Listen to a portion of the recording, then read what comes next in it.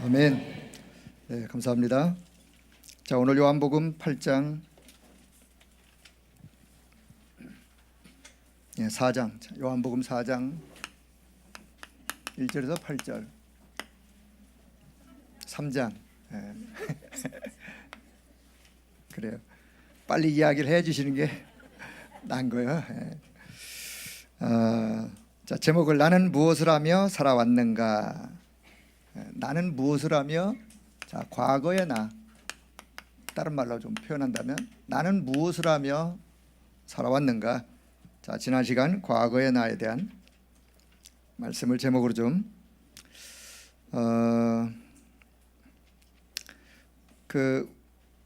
저희 교회 유치부 고윤지라는 랩런트가 헌금 봉투에다가 뭐라고 글을 썼어요. 글을 쓰고 그 안에 편지로 이렇게 글을 썼는데, 자, 제가 한번 읽어볼게요. 하나님, 할아버지가 천국 가시고 할머니가 하나님 믿고 영접하고 다락방 할 수 있게 해주셔서 감사합니다. 부적과 물을 떠서 기도했던 할머니가 하나님 자녀 되게 해주셔서 감사해요. 우상에게 절하지 않고 할아버지 돌아가실 때 예배 드리게 해주셔서 감사해요. 가족이 예배 드릴 수 있게 해주시고 찬양, 기도할 수 있어서 참 행복해요.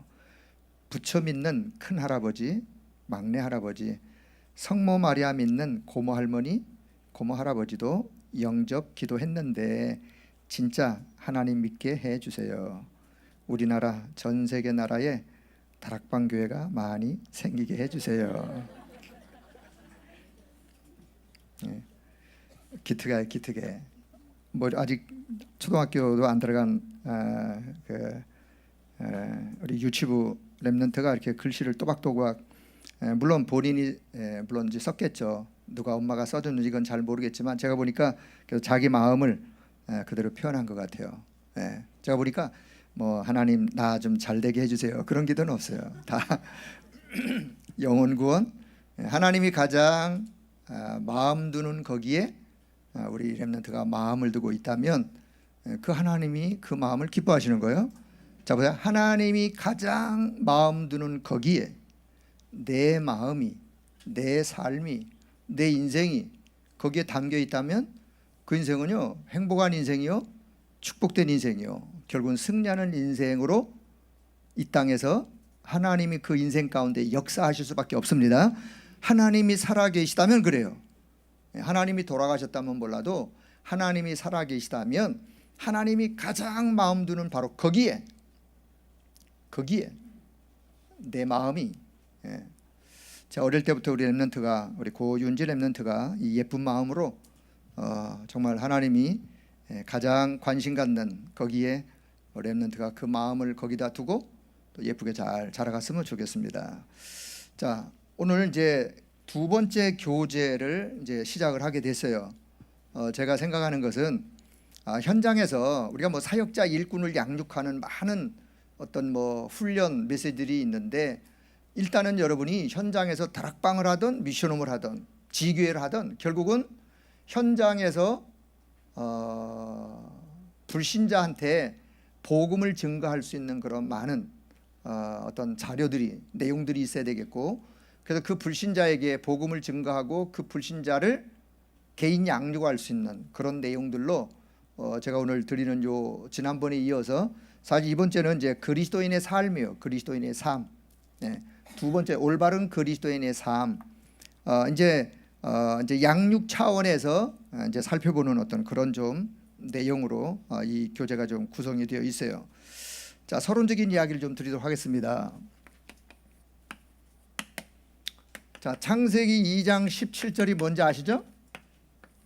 하나님이 선악을 알게 하는 나무의 열매를 먹지 말아라 라고 말씀을 하세요. 선악을 알게 하는 나무의 열매를 이름하여 뭐라 그러죠? 선악과라 그래요. 선악을 알게 하는 나무의 열매. 하나님은 왜 선악을 알게 하는 나무의 열매를 먹지 말라고 하는가? 사실 이게 뭐 어떤 뭐 상징적도 아니고, 아니 뭐 가상적인 어떤 그런 것도 아니고, 그런 게 절대 이런 게 아닙니다. 그냥 상징적으로 그냥 뭐 이렇게 전시용으로 혹은 그래 전시용으로 에덴 동산 가장 중앙에다가 전시용으로 뭐 시청각 교재처럼 뭐 그런 게 아니에요. 하나님이 에덴 동산 가장 중앙에 왜 선악을 알게 하는 나무의 열매를 두셨느냐? 하나님이 창세기 1장 27절 28절의 축복을 말씀을 하시고 하나님이 계약을 맺었어요. 계약. 어떤 계약? 나는 창조주 하나님, 아담 너는 피조물, 나와 너 사이에는 관계요. 관계. 하나님과 창조주 하나님과 피조물과의 관계, 이 관계가 깨어지면 안 되는 거예요. 관계가 깨어지지 않는 하나님과 함께하는 관계 안에서 너는 영원히 창세기 1장 27절 28절의 축복을 누리며 살게 될 것이다. 그러니 관계를 깨지 말아라 라고 계약을 맺었어요. 그래서 너가 이 선악을 알게 하는 나무의 열매를 먹으면 너는 반드시 정령 죽는다 라고 하나님이 그렇게 선언하셨어요. 그래서 선악을 알게 하는 나무의 열매는 하나님이 거기다가 에덴 동산에 먹으라고 준 게 아니에요.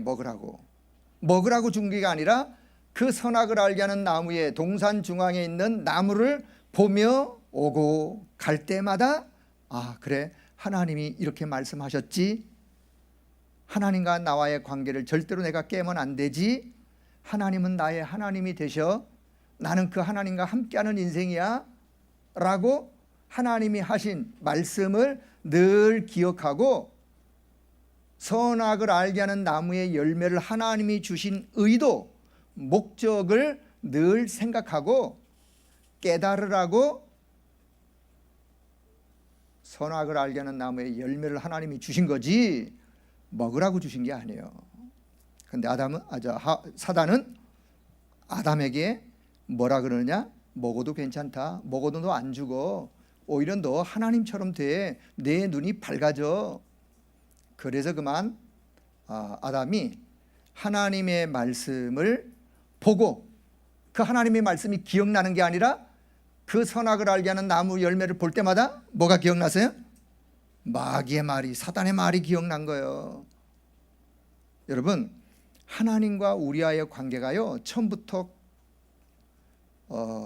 물론 우리가 이 땅에 태어날 때 불신자 상태로 태어나지만 신자로 살아가는 신자의 생활 속에서도 우리는요 하나님과의 관계가 서서히 멀어지지 한 번에 확 멀어지지 않습니다.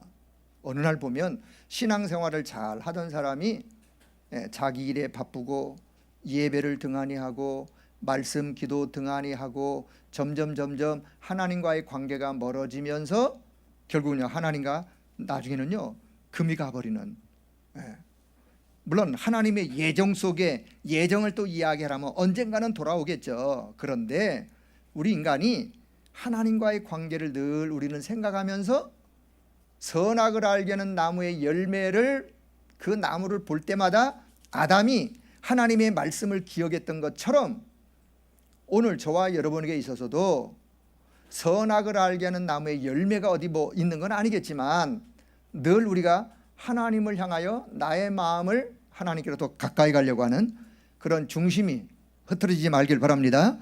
과거에 내가 어떤 삶을 살았을지라도 현재 오늘 하나님 앞에서 내 삶이, 내 신앙이 날마다 조금씩 회복되어지는 그런 모습으로 우리의 모습이 하나님 앞에 비춰지는 또 그런 은혜가 넘쳐나길 바랍니다.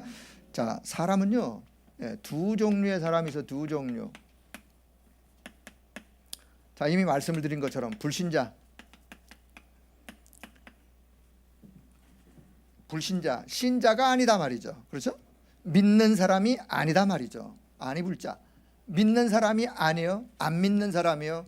이 말은, 불신자란 말은 영적 진리가 있는데, 영적 진리가 있는 이 영적 진리의 소경, 영적인 소경, 영적인 진리가 분명히 있어요. 근데 그 영적 진리에 눈이 감겨 모르니까 안 믿을 수밖에. 모르니까 안 믿죠. 알면은 믿을 것인데. 그런데요 우리 불신자 중에도 누가 있느냐? 불신자 중에요, 엘리트 있어요. 엘리트 있어요, 없어요? 있고 말고요. 엘리트, 그 다음에 전문인, 또 돈을 많이 갖고 있는 경제인, 산업인, 그 다음에 또 뭔가 성공한 사람, 성공자. 자, 불신자 가운데도 이런 분들이 있습니다. 그런데요, 이분들의 모든 가치관, 어떤 뭐 세계관 아니면 그들의 인생관, 아니 그들의 어떤 비전, 그들의 어떤 가치관, 세계를 볼 수 있는 어떤 세계관, 그 다음에 인생관, 비전. 자, 이런 게 다 어디에 연결되어 있느냐? 창세기 3장, 6장, 11장과 바로 연결이 되어 있어요.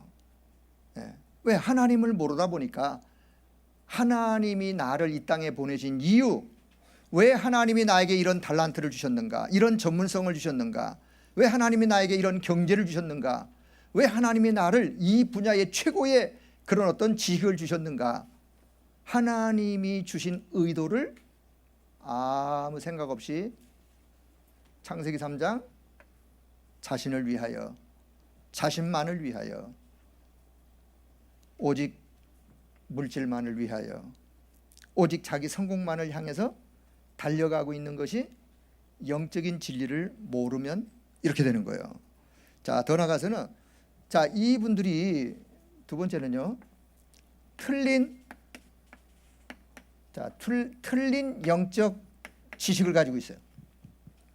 올바른 영적 지식이 아니라 틀린 영적 지식. 어떤 틀린 영적 지식? 뭔가 인생을 살다가 이 사람들도 이 분야에 여기까지 올라가기까지 얼마나 힘들겠어요. 이거 올라가는 게 쉬워요? 엘리트 전문인 경제인 성공자 되는 게 쉽겠어요?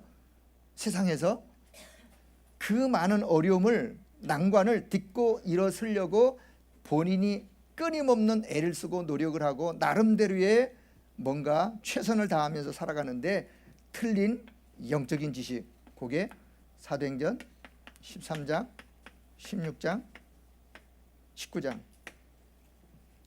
때로는 무속의 힘을 빌려, 때로는 점술의 힘을 빌려, 때로는 우상과 여러 각종 종교의 힘을 빌려, 힘에 의지하여 그것에 의지해서 그것으로라도 위안을 삼고 그 속에서 뭔가 답을 찾으려고 애를 쓰면서, 이게 이제 틀린 영적인 지식을 가지고 있는 거예요. 그게 불신자예요. 자, 그러면서 결국은 이 안에서, 자, 행복을 누리려고 하고, 자, 이 안에서 뭔가 참된 평안을 얻으려고 하고, 이 안에서 복도 받으려고 하지만, 결국은 불신자 상태, 여섯 상태의 삶 속에, 그 속에서 행복을 찾는 거예요. 그 속에서 평안도 찾고, 그 속에서 축복을 찾지만, 결국은 배경은 사탄이 배경이에요. 사탄이 배경이면, 사탄은 우리 인간에게, 오늘 교재도 그런 내용이 좀 나오겠습니다만은, 축복을 줄 수 있는 능력이 있느냐? 엄밀하게 말하면 없어요. 주는 것처럼 속일 수는 있고, 주는 척 하다가 더 인간을 파멸로, 멸망으로 몰아가는 것이 사단이가 하는 일이지, 엄밀하게 말하면 사단은 우리 인간을 축복할 힘이 없어요.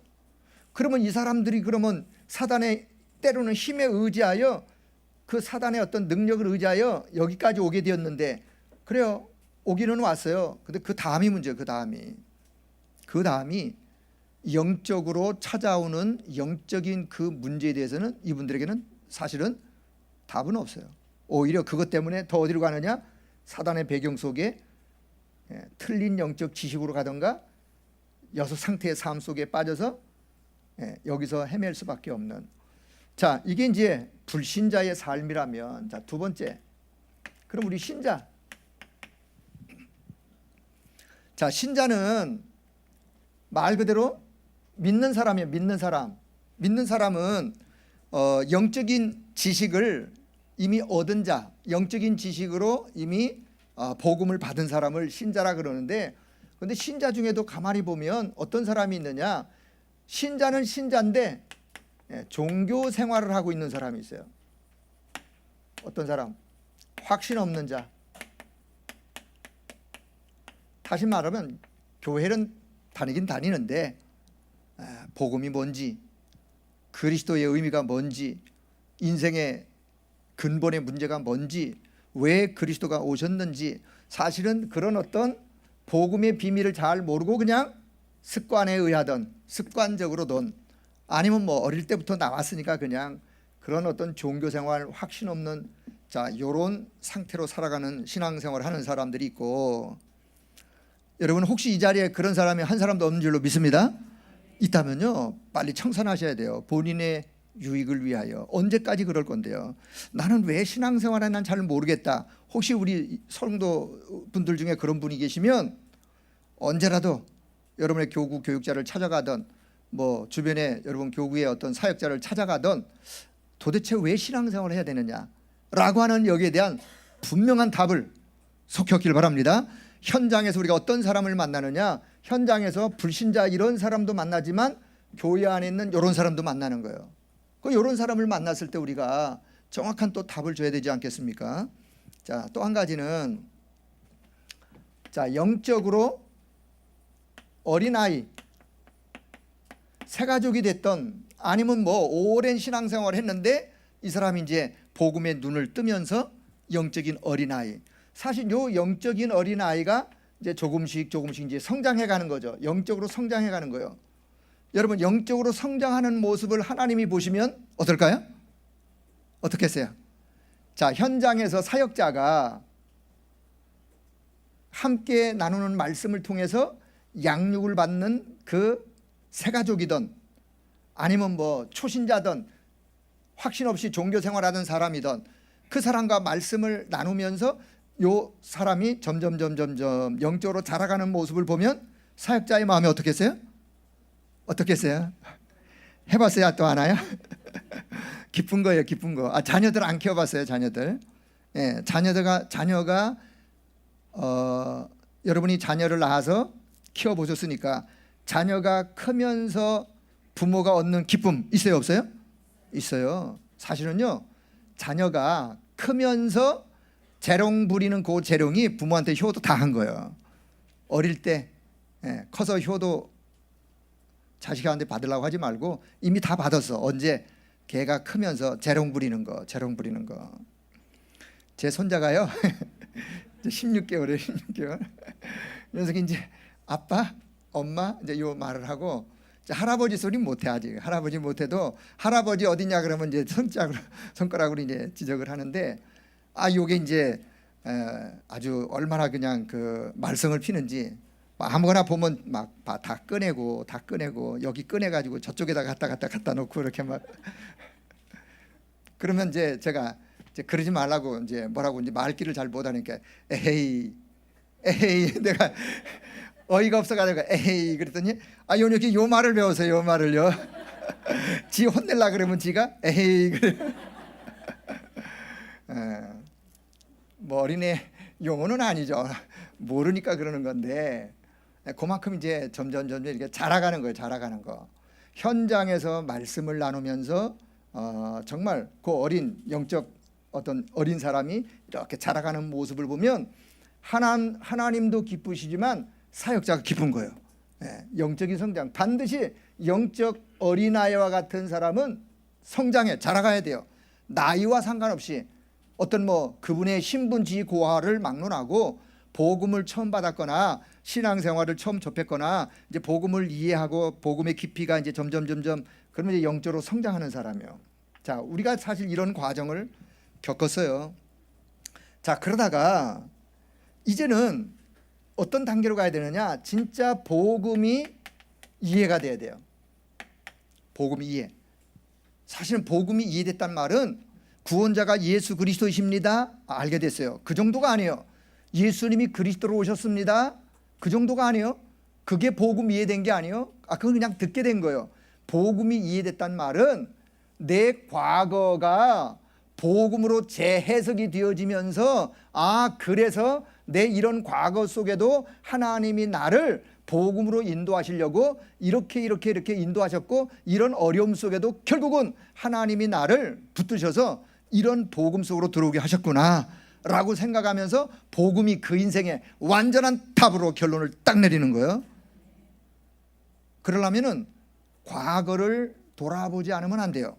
우리의 가문, 나의 과거, 우리의 가정, 우리 가정이 어땠는지, 우리 가문이 어땠는지 아무리 살펴봐도 우리 집, 우리 가문은 복음 없었던 가문, 우상 숭배 가문, 사단 섬기던 가문, 그런 가문 속에도 하나님이 내 인생에 그것 때문에 우리가 그 속에 살면서 이런저런 어려움, 영적인 어려움을 겪고 있다가 어느 날 복음을 만났어요.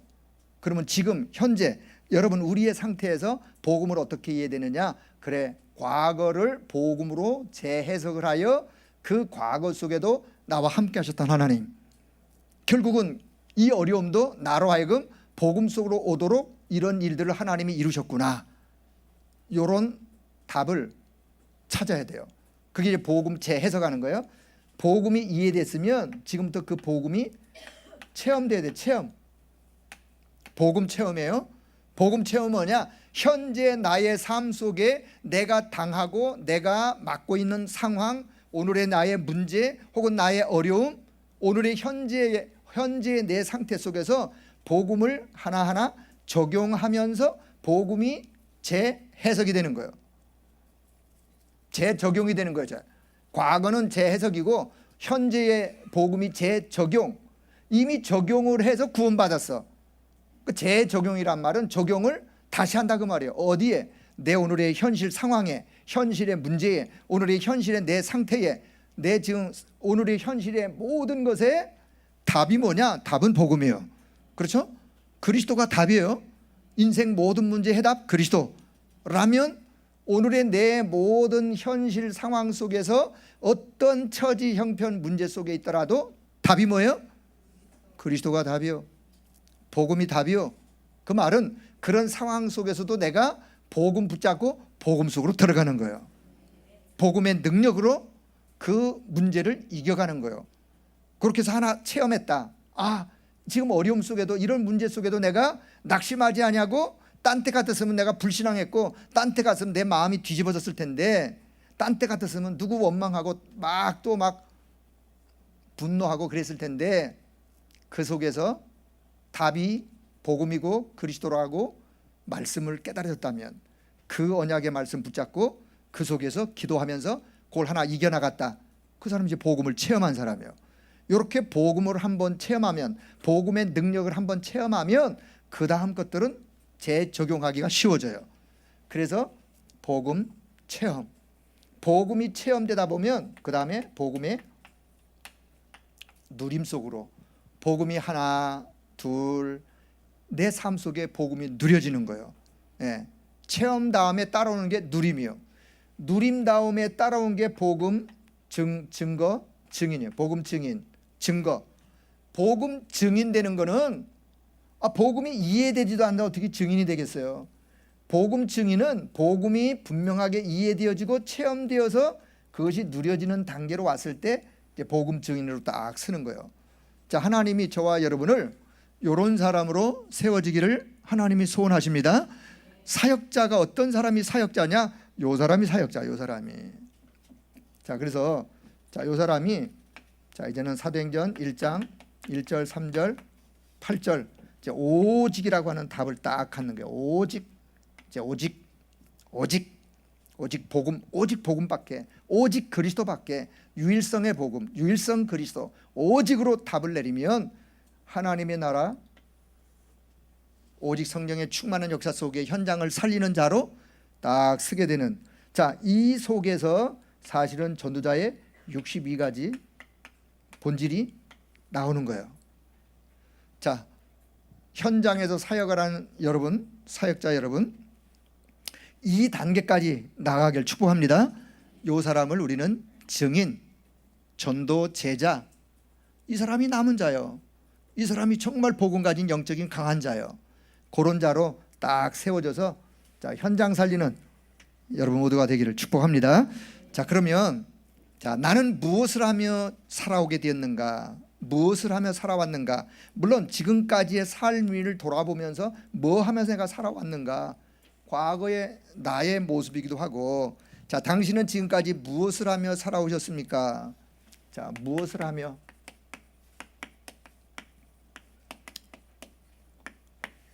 자, 여러분이 나눠드린 내용 사실 그냥 읽어보면 다 이해가 될 수 있는 내용이에요.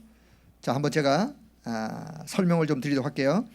열심히 종교 생활을 하면서 율법에 매여서 살아오지는 않으셨습니까? 여기 요한복음, 자, 요한복음 3장 1절에서 8절 누가 나오죠?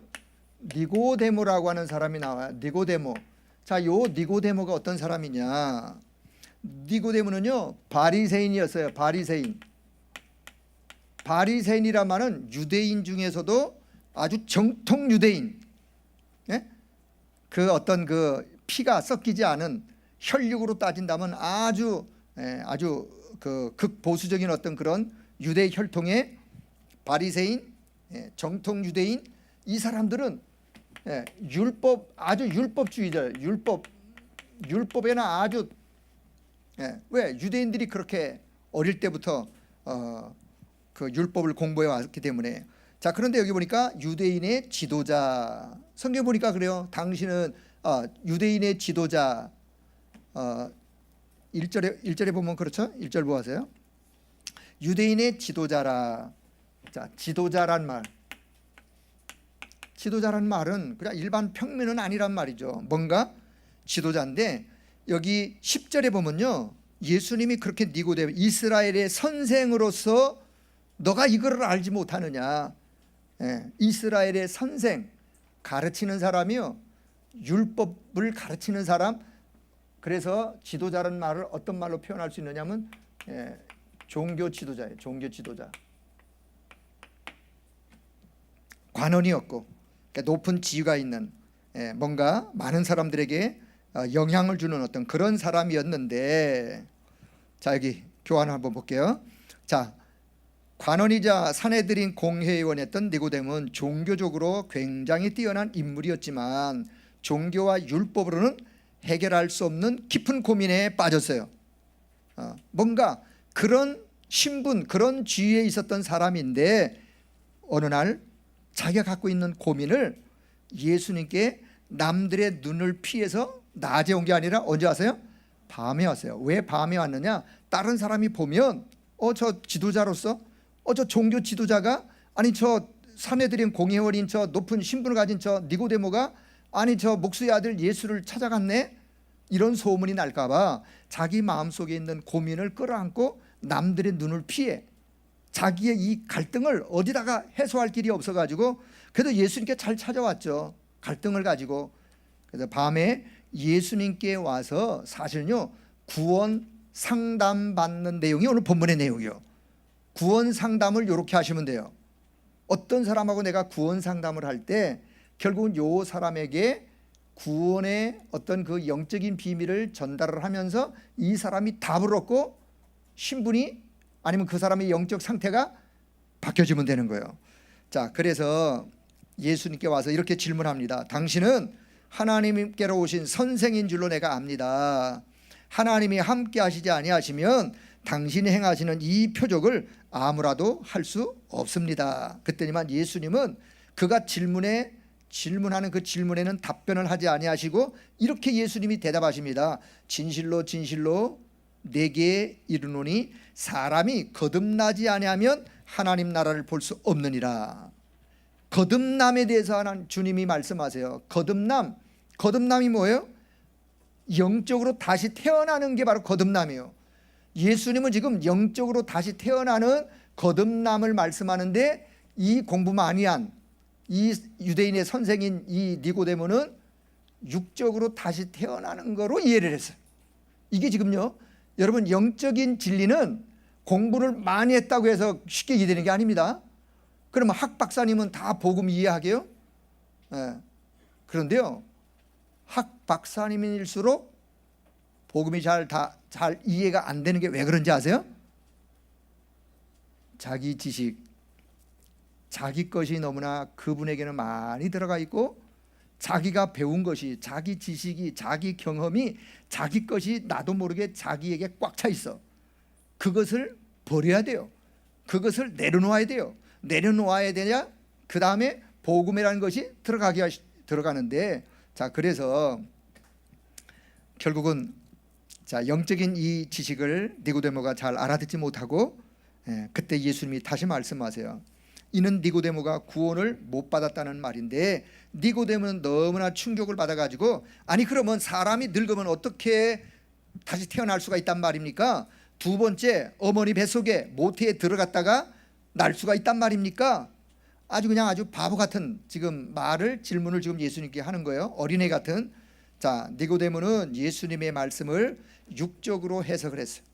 근데 예수님은 이 부분을 영적으로, 사람이 물과 성령으로 태어나지 아니하면 하나님의 나라에 들어갈 수가 없느니라.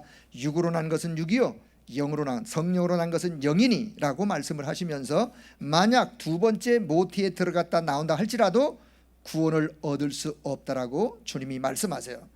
그래서 니고데모는 예수님의 말씀을 이해하지 못하고 있을 때, 사실은요, 니고데모에게 복음이 선포돼요.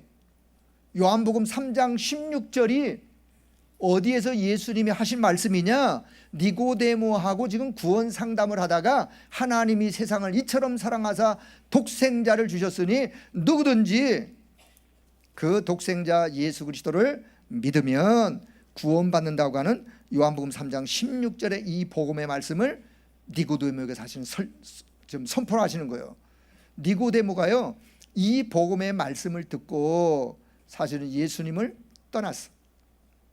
그리고 어디에 니고데모가 등장하느냐? 성경 요한복음 19장 39절에 보면 예수님이 십자가에 못 박혀 돌아갈 때 호언장담하던 제자 베드로를 위시하여 모든 12 제자들이 다 도망갔어요. 다 도망갔어요. 왜? 아이고, 나도 잘못하다간 우리 선생님처럼 저 십자가에 매달리겠네. 무서워가지고 다 도망갔어요. 다 도망간 거기에 예수님이 금요일 날 십자가에 달려 운명하셨을 때에 누가 그 서슬이 펄은 누구요? 빌라도에게 찾아가서 저 예수님의 시신을 내어주시오, 내가 장사를 치르겠소 라고 담대하게 그 빌라도에게 찾아갔던 사람은 두 사람이었어요. 아리마대 요셉, 그리고는 니고데모. 요한복음 3장에 밤에 찾아왔던 니고데모. 두 사람이 예수님의 시신을 십자가에서 내려 아리마대 요셉이 자기가 자기 무덤으로 파놓았던 그 무덤에 예수님의 시신을 옮겨 장사를 지내는, 그때 니고데모가 함께 그 예수님의 시신에 향유를 넣고 세마포로 싸고 하는 일을 누가 했느냐? 니고데모가 했어요. 자, 그렇다면 추론하건대 요한복음 3장에서 예수님을 만나 니고데모가 구원 상담을 받고 요한복음 3장 16절에 복음을 들었던 니고데모가 사실은 그 예수님을 마음의 구주로 모셨어요. 성경이 기록은 안 했지만 또 유대인의 관원이었기 때문에 자기 신분상 예수님의 제자들처럼 예수님을 따라다닐 수가 없었어요. 예수님의 산상수훈할 때 따라다닐 수 있었느냐? 따라다닐 수가 없었어요. 왜? 자기 신분상. 그러나 니고데모는 숨은 제자예요. 숨은 제자. 드러나지 않은 제자. 드러나지 않고도 예수님을 그리스도로 믿고 복음을 받은 제자 중에 제자, 이름을 대라면 아리마대 요셉, 니고데모. 제가 늘 그 성경을 이야기할 때마다 이런 말씀을 드려요. 시신을 바르면, 시신에 향유를 넣으면서 니고데모가 예수님한테 이렇게 얘기했을 거예요. 예수님, 제가 옛날에 그 밤에 찾아갔던 니고데모입니다. 그날 주님이 내게 거듭남의 비밀을 내게 말씀해 주셨고, 하나님이 세상을 이처럼 사랑하사 독생자 예수님을 이 땅에 그리스도를 보내주셨는데 그를 누구든지 믿으면 구원받는다라고, 그 말씀을 내가 믿게 되었습니다.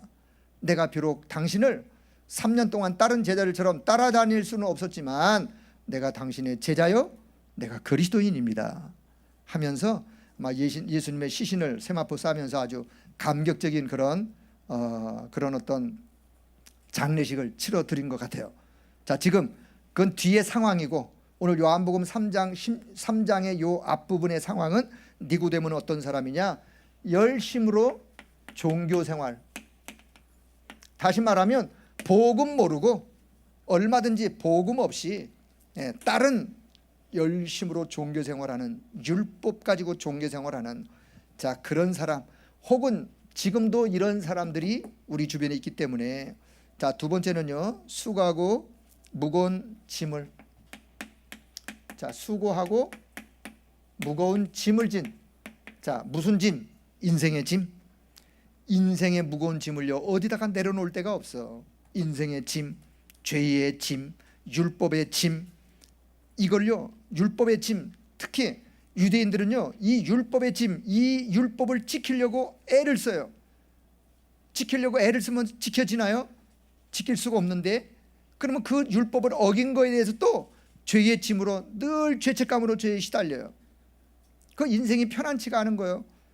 이런 모든 수고하고 무거운 짐을 주님은요 다 내게로 가지고 오너라 라고 주님이 말씀하세요. 지금도 우리 현장에는 수고하고 무거운 인생의 짐을 지고 이 짐을 어디다가 내려놓아야 될지를 알지 못해서 고민하고 갈등하고 방황하고 있는 사람들이 우리 주변에 있다는 사실을 우리는 기억할 수 있어야 합니다. 과거에 사실 저와 여러분이 그랬어요. 복음 모를 때. 자, 더 나아가서는 그래서 이 짐을 어디에다가 내려놔야 되기 때문에 그 내려놓으려고 어떤 사람은 때로는 구슬하기도 하고 때로는 무속인 찾아가서 무속을 하기도 하고, 자, 이게 뭐 불신자 상태 6가지 상태를 좀 이렇게 분산해 가지고 또 여러 측면으로 좀 말씀을 하고 있어요. 굿이나 무속을 직접 하는 일을 했던 사람이든 아니면 굿이나 무속의 일에 매여서 살아왔던, 자, 네 번째, 점술에 의지해서 운명 속에 빠져 살아오지는 않았는지. 자, 다섯 번째는 미신. 자, 결국은 미신, 또 우상, 다, 자, 이런 속에서 살아오는, 자, 요 상태, 종교 생활의 영적 배경이 여러분 사탄이라는 사실을 기억하길 바랍니다. 종교 생활의 영적 배경은 뭐라고요?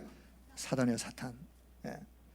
이 짐을 어디단가 헤어나올 수 없는, 자, 그런 삶을 살 수밖에 없는 숨은 이유가 있어요.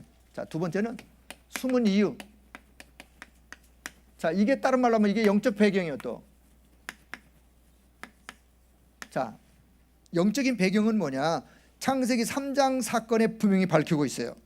하나님의 형상대로 지음받은 아담 하와가 사단의 유혹에 속아가지고 하나님의 약속을 어기고 선악과를 따먹는 불순종의 죄를 지음으로 말미암아 하나님께로부터 죄를 지어요. 그리고 하나님을 떠나요. 영원한 저주 고통을 받으며 살게 되었는데 이것이 바로 창세기 3장 사건이다. 왜? 이유, 창세기 3장 1절에서 6절, 물론 뭐 6절부터 그 끝절까지 다 알 수는 있지만, 자, 창세기 3장 사건, 그 이유가 있다면 이걸 보고 우리가 무슨 문제라 그래요? 이걸 보고 근본의 문제라 그래요. 근본의 문제. 근본의 문제란 말은 뿌리란 말이에요. 뿌리. 왜 그런 일이 벌어지는지 그 이유. 자, 예수님께서는 하나님을 떠난 사람들을 향해서 예수님이 진단합니다. 다른 사람이 진단한 것이 아니라 하나님을 떠난 사람들에 대해서 예수님이 진단하는데 뭐라고 진단하느냐? 요한복음 8장 44절이라고 진단하세요. 누가 진단하신다고요? 예수님이 진단하신다니까요. 뭐라고? 너희 아비 마귀에게 났으니, 너희는 너희 아비 마귀에 났으니, 그러니 마귀의 종노릇하며 살아갈 수밖에 없고, 그러니 종교생활, 우상, 미신, 점, 굿 하며 살아갈 수밖에 없고, 수고하고 무거운 짐을 한평생 지고 고생하며 살아갈 수밖에 없는, 이게 영적 소속이요. 자, 이런 영적인 소속. 자, 그러면 자, 하나님을 떠난 이 사람들은 자, 에베소 2장 자, 세 번째는요. 자, 에베소서 2장 2절에 이게 이 사람의 영적 상태예요. 자, 비슷한 얘기 같지만 영적인 상태, 어떤 상태? 이 세상 풍속을 쫓아 살아가면서 공중 권세 잡은 자에게 딱 잡힌 그 상태예요. 공중에 권세 잡은 자가 있는데 이 공중에 권세 잡은 자, 이 자를 지금 불순종 아들들 가운데서 역사하는 영, 공중 권세 잡은 자, 사단의 영에 딱 잡혀 사단의 종노릇하며 도저히 영적인 올무에서 빠져나올 수 없는 요 상태. 자, 알고 보니까 요 상태가 계시록 12장 9절을 보니까 요 존재를 분명하게 밝히는데 옛 뱀이라고 하고 사탄이라고 하고 마귀라고 하기도 하고 온 천하를 꿰는 자, 그리고 한마디로 여기 이제 사탄이라는 존재예요. 마귀라고 하는 존재. 요 존재가 창세기 3장에 등장을 하여 아담과 하와를 꼬이고 마는, 자, 이런 여기 이제 정체, 사단의 정체. 도대체 사단이라는 존재가 어떤 존재냐? 자, 성경은 자, 이런 이유 때문에, 그래서 자, 사단은 온 천하를 어지럽게 하는 존재입니다. 하나님을 떠나 사단에게 장악되어 있는 것이 얼마나 무서운 영적인 배경인가를 알아야 합니다. 구원이 무엇이며 멸망이 무엇인지를 몰라 오늘도 많은 사람들이 무속으로, 점술로, 미신으로, 우상에 빠져 살아가고 있습니다. 자, 그런데요, 여기서 끝나면 괜찮은데 다섯 번째는 이 사람들에게 누가복음 16장 19절에서 31절 뭐가 기다리고 있냐? 내세가 기다리고 있어요. 내세. 어떤 내세? 자, 누구나 죽음을 맞이하게 되는데 시한부 인생이라 그랬어요. 히브리 9장 27절 누구나 다 한 번 죽는 것은 정한 이치요 그 이후에 심판이 있는데, 그 심판 이후에 결국 내세, 천국과 지옥이 분명히 있음을 성경은 말씀하고 있습니다. 이 둘 중에 하나가 우리의 배경이 될 것입니다. 자, 다 잘 기억하세요. 이 둘 중에 하나가 우리의 영적인 배경이 될 것이다. 죽음 이전에 이미 이 땅에 살면서 이 거대한 영적 배경에 영향을 받으면서 살게 되어지는데, 결국은 하나님을 떠난 자, 결국 사단의 요 정체, 사단의 요 존재에게 이런 영적 배경을 가지고 살아가게 되어지는, 자, 그래서 이런 자의 과거의 삶. 자, 세 번째, 이런 자의 과거의 삶. 자, 반복되는 것 같지만 뭐 계속해서 좀 더 드러내기 위해서, 자, 열심히 종교 생활을 해보지만 시간이 갈수록 공허해지고 자연스럽게 때로는 무신론에 빠지기도 하고, 열심히 제사, 조상 숭배도 지내기도 하고, 미래가 불안하고 두려워서 부족에 의존하기도 하고, 도리어 도저히 풀리지 않는 그런 일 때문에 때로는 구슬하기도 하고, 사실 여기서 우리가 이제 그 불신자 6가지 상태의 삶을 지금 이렇게 표현하고 있습니다. 원인도 알 수 없는 우한 질고, 원인도 알 수 없는 각종 사고, 그래서 굿을 여러분, 굿은 귀신을 달래기 위해서 하는 것이지 정답은 아니에요. 달래면 그 당시는 효과라고 생각하는 효과가 있어요. 헌데 그게 진짜 효과가 있냐? 아니요. 그 상태만, 잠시 잠깐만. 왜냐? 더 큰 귀신이 몰려오기 때문에 근본적 치유, 근본적 해결책은 아니에요. 자, 그 다음에 한번 보세요. 제사가 뭔지. 제사를 좀 잘 풀어 설명을 했어요. 자, 한번 제가 읽어볼게요. 제사는 조상 숭배를 일컫는 말인데, 후손된 이들이 조상을 생각하고 기리는 것은 마땅한 일이지만 우리가 분명히 알아야 될 사실이 있습니다. 사람에게는 영혼이 있어서 이 땅에 사는 동안에 육신 속에서만 존재하고, 뭐가 육신 속에서만 존재하고 영혼이 있단 말이에요. 사람에게는 영혼이 있는데 이 땅에 사는 동안 육신을 가지고 있는 속에서만 영혼이 존재하고, 사람이 죽으면 죽을 때 그 영혼은 천국이든 혹은 지옥으로 어떻게 돼요? 가게 되는 거예요. 자, 그러나 조상 제사는 조상이 이 땅에 떠도는 넋이라고 그렇게 생각하고 그렇게 보고 정성을 다해 제사하는 것입니다. 제사를 지내는 후손들의 마음은 이해가 되나 사단은 이것을 이용하는 거예요. 사단이 이걸 이용해요. 후손들의 그 연약한 마음을, 안타까운 마음을 사단이가 이용하는 거예요. 이게 사단의 전략이에요. 인간의 영혼은 이 땅에 육신 없이 떠돌아다니지? 떠돌아다녀요? 떠돌아다니지 안 해요? 확실하게 대답하세요. 자, 다시. 인간의 영혼은 이 땅에 육신 없이 떠돌아다니지 않습니다. 않는 거예요? 아니 그러면 이건 뭔가요? 여기 다음에 나오는 아니 그럼 왜 이런가요? 잘 보세요. 인간의 영혼은 이 땅에 육신 없이 떠돌아다니는 게 아니에요. 인간의 축복을 빼앗고 종으로 삼아 평생을 운명과 사주팔자에 묶고 괴롭히던 귀신이 죽은 조상 행세를 함으로 후손들이 속아서 제사를 지내게 되는 것입니다. 그러므로 제사는 조상 숭배가 아니라 귀신을 숭배하게 되는 것입니다 라고 성경은 고린도전서 10장 20절에도 말씀을 하세요. 대저 이방인이 제사 지내는 것은 하나님께 제사 드리는 것이 아니고 귀신에게 하는 것이다. 그래서 나는 너희가 귀신과 교제하는 자 되기를 원하지 않는다 라고 말씀을 하세요. 자, 두 번째는 제사 지낼 때나 점을 치거나 구슬할 때 무당이 죽은 조상의 흉내를 내는 것은 돌아가신 조상이 아니라 귀신이 속이는 것입니다. 이거 잘 이해하셔야 돼요. 현장에서 귀신은 영적인 존재이기에 사람이 살아서 행동했던 일과 말을 흉내를 내어 어머니 흉내도 내고 삼촌 흉내도 내는 것입니다. 이것을 사실적으로 알지 못하기에 귀신의 힘으로 조상을 흉내내는 것은 조상이 온 것으로 착각하게 만들어 결국 인간을 계속 실패시키는 것입니다. 하지만 겁낼 필요는 없습니다. 예수 그리스도께서 십자가에서 못 박히사 모든 흑암의 세력, 사단의 세력을 멸하셨고 지옥의 권세를 꺾어 버리셨습니다. 우린 이 사실을 믿습니다. 예수 그리스도를 구주로 영접한 사람은 걱정할 필요가 없어요. 많은 사람들이 이 사실을 몰라서 제사문화, 굿, 점술문화에 빠지는 것입니다. 하나님의 축복을 받으며 살아야 될 사람들이 귀신의 역사에 시달려 고통을 받으니 이것이 바로 영적인 저주인 것입니다.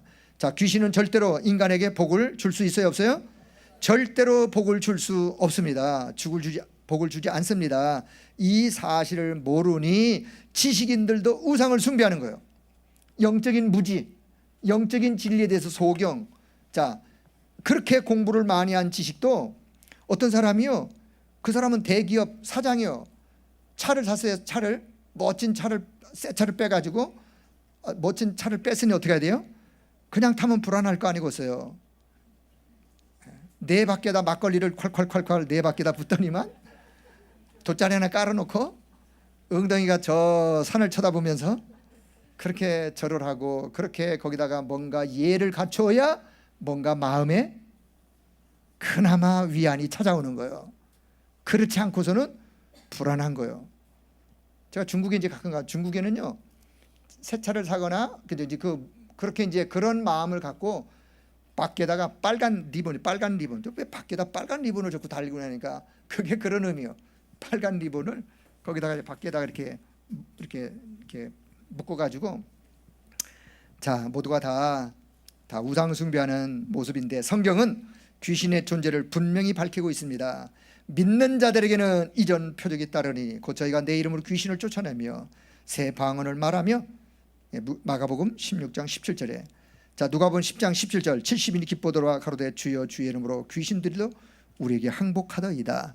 자 바울이 심히 괴로워하여 그 귀신에게 이르되 뭐라고요? 예수 그리스도 이름으로 내가 내게 명하노니 그에게서 나오라 하니 귀신이 즉시 나오니라. 사도행전 16장 18절. 여러분 저와 여러분 구원받은 하나님의 자녀들에게 이런 권세가 이미 주어져 있습니다. 예수 이름의 권세로 귀신을 섬길 게 아니라 귀신을 물리치는 거예요. 귀신은 섬기는 존재가 아니에요. 귀신은 내어 쫓는 존재예요. 자 그래서 모르기 때문에, 영적인 진리 소경된 자, 무지하기 때문에 그럴 수밖에 없는데, 자, 그래서 귀신은 쫓아내야 될 존재이지 섬길 존재가 아닙니다. 이 사실을 알고 사단에게 속지 말아야 합니다. 그렇습니다. 그래서 이 영적 사실을 모르는 사람들에게 알려주는 것이 복음 전파예요. 이 영적 사실을 모르는 사람들에게 알려주는 것이 복음 전파요. 그게 바로 다른 말로 그게 전도예요. 하나님이 저와 여러분에게 이런 사명을 이미 주신 줄로 믿습니다.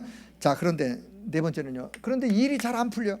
일이 잘 풀리지 않고 자신의 운명에 관해서 자신의 운명에 관해서 생각해 보게 되는데, 자, 세 가지로 많은 사람들이, 자, 사람들은 영적인 배경도 모르고 자꾸만 점술에 빠지고 우상숭배에 빠지는, 영적인 배경이 뭔지를 알면 이렇게 하면 안 되겠구나 할 텐데, 그 영적인 배경을 모르다 보니 사단에게 또 속고 넘어가고 마는, 자, 혹은 사주팔자에 빠져 불신자에게는 반드시 운명이 있습니다. 자, 다시 기억하세요. 불신자에게는 반드시 운명이 있습니다. 운명이 있기 때문에 사주팔자 관계 있어요. 연월일시 관계 있어요.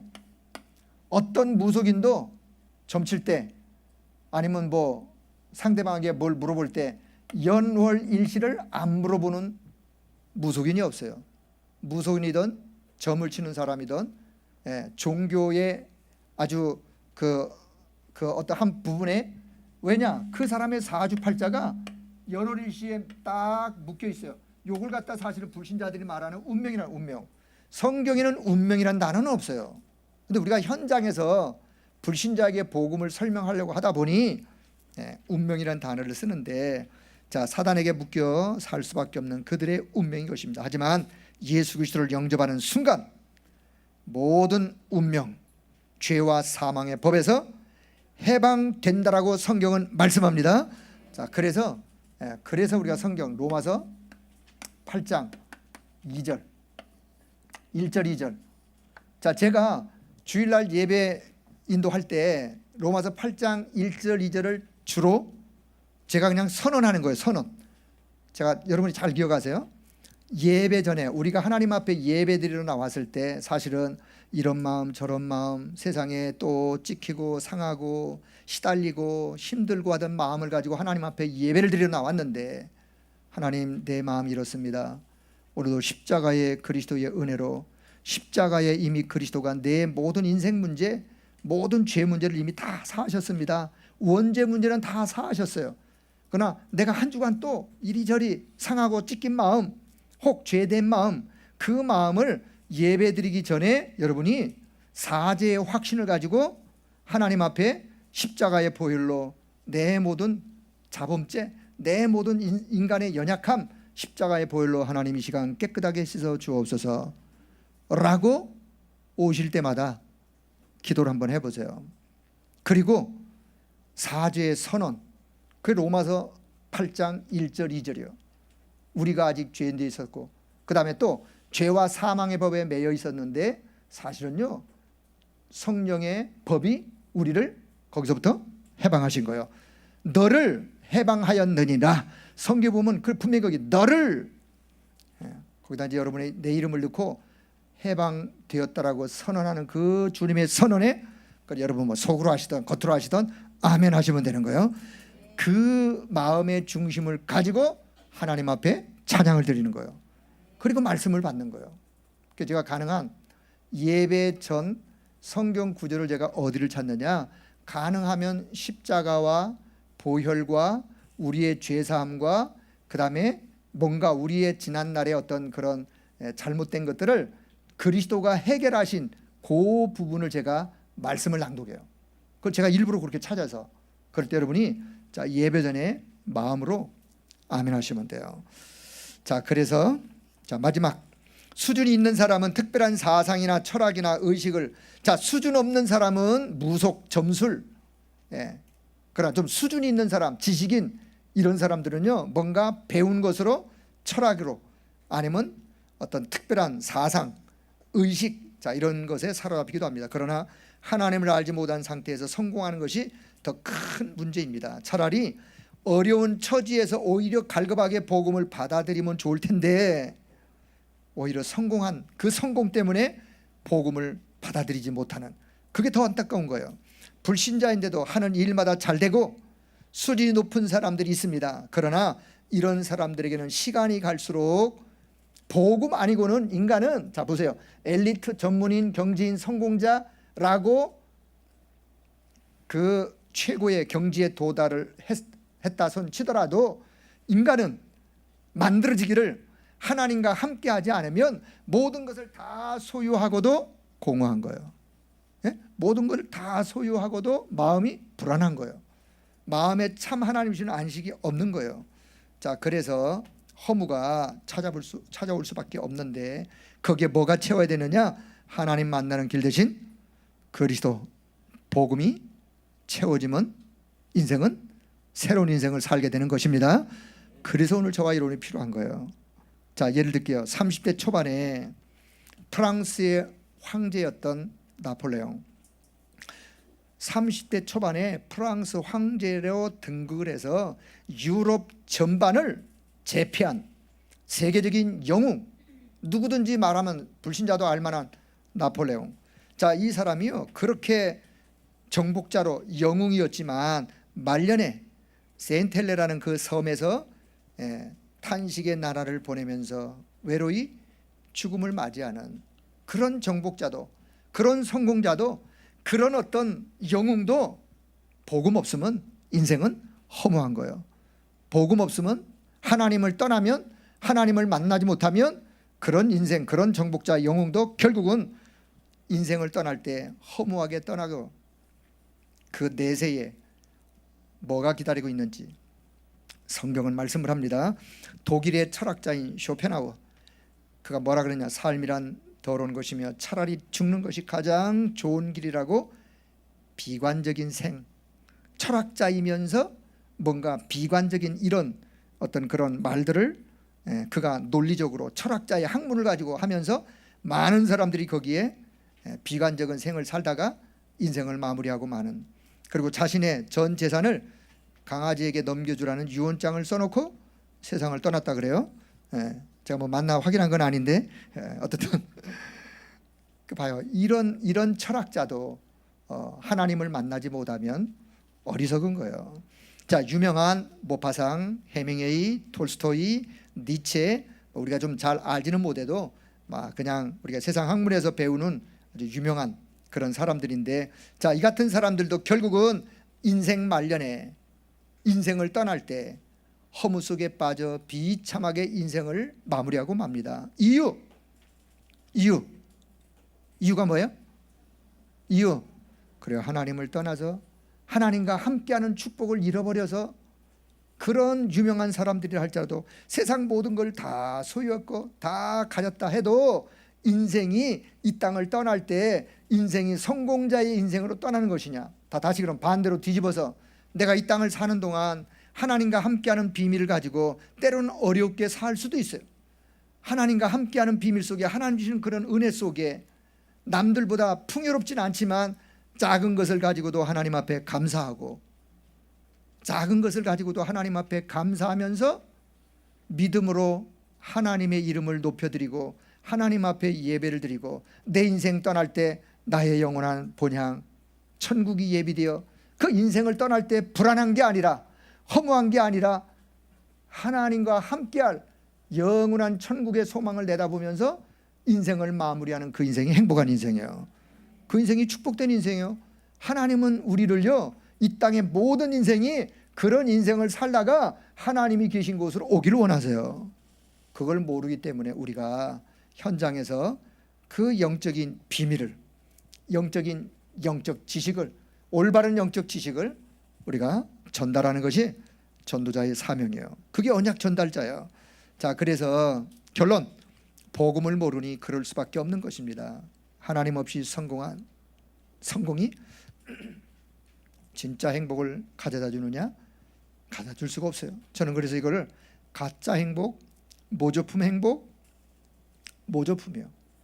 다이아 반지가 있는데 진짜 다이아가 아니고 가짜예요. 가짜. 싸구려 그냥. 예. 자, 만약에 진짜 다이아인지 알고 그 사람이 일평생 그렇다면 나중에 가서 팔려고 갔더니만 이게 가짜야. 얼마나 실망하겠어요. 인생이 그래요. 인생이요. 이게 진짜 행복인지 알고 인생을 살았는데 단 한 번밖에 없는 인생. 나중에 알고 보니까 사단에게 인생을 쏘갔어. 사단이 인생을 사기쳤어. 그 인생이 얼마나 허무하겠어요.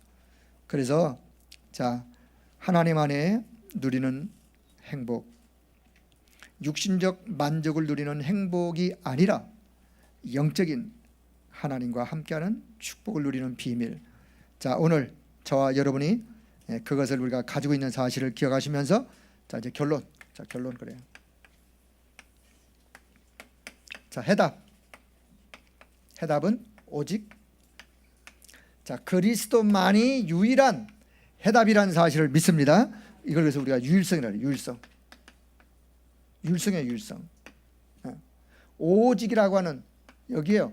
자, 오직이라는 해답이 나오면 유일성의 응답 따라오고 더 나아가서는 나와 상관없는 재창조의 하나님의 역사는 따라오게 되어 있어요. 이 축복이 오늘 저와 여러분의 현장 속에 하나님이 예배한 그런 영적인 축복이라는 사실을 기억하길 바랍니다. 자, 그래서 이게 뭐냐? 자, 번호를 쓴다면 여기 1번, 여기 2번. 이걸 보고 우리가 증인이에요. 증인. 이걸 보고 우리가 전도 제자라 그래요. 남은 자. 늘 반복하지만 하나님은 저와 여러분을 이런 자로 부르셨어요.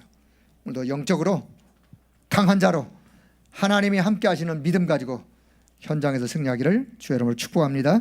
자, 우리 한 1분만 그런 자로 승리하기를 원하고 현장에서 이 답을 전달하는 증인의 삶으로 승리하기를 원하는 자, 그런 기도 하나님 앞에 고백하는 기도 1분만 하도록 하겠습니다. 하나님 아버지, 오늘도 우리를 축복의 사람으로 불러주시고 말씀 안에서 하나님과 함께 할 수 있는 그런 은혜를 허락해 주신 것을 감사합니다. 하나님 아버지, 현장은 점점 영적으로 어두워지고 있고 영적으로 참으로 우둔해지고 있는 이 시대에 하나님의 말씀 가지고 현장 살리는 증인들로 그렇게 하나님의 사람들이 날마다 세임 가지고 세임 얻어 현장 살리는 증인들로 세워지는 하나님의 역사가 있도록 은혜도 하여 주시길 원합니다. 과거에 우리가 하나님을 잘 알지 못하여 우상 속에 흑암의 배경 가지고 살아갔었지만 그리스도께서 우리 인생의 모든 근본의 문제를 해결하시고 하나님 자리의 축복으로 인도하신 것을 감사합니다. 이 언약 가지고 현장 살리는 정인의 삶으로 승리하도록 주님이 역사해 주옵소서. 이 복음의 능력 가지고 현장 살리는 우리 모든 성도님들 다 되도록 주께서 은혜 베풀어 주실 것을 믿습니다. 하나님 감사합니다. 과거에 우리의 인생이, 우리의 삶이 복음 없이 하나님을 떠나서 하나님을 알지 못하고 영적으로 방황하고 하나님이 아닌 다른 것을 섬기며 그렇게 살아왔던 우리들이었지만 하나님이 우리를 사랑하사 우리에게 복음의 빛을 비춰주시고 복음 속으로 달려올 수 있도록 은혜 주신 것을 감사합니다. 이제 이 복음 안에 있는 이 영적인 부요와 이 영적인 능력을 날마다 누리고 그 힘 가지고 내가 살고 나의 가정, 나와 관계된 현장을 살리는 전도자들로 승리할 수 있도록 주님이 역사해 주옵소서. 감사를 드리며 우리 주 예수 그리스도의 이름으로 기도드리옵나이다. 아멘.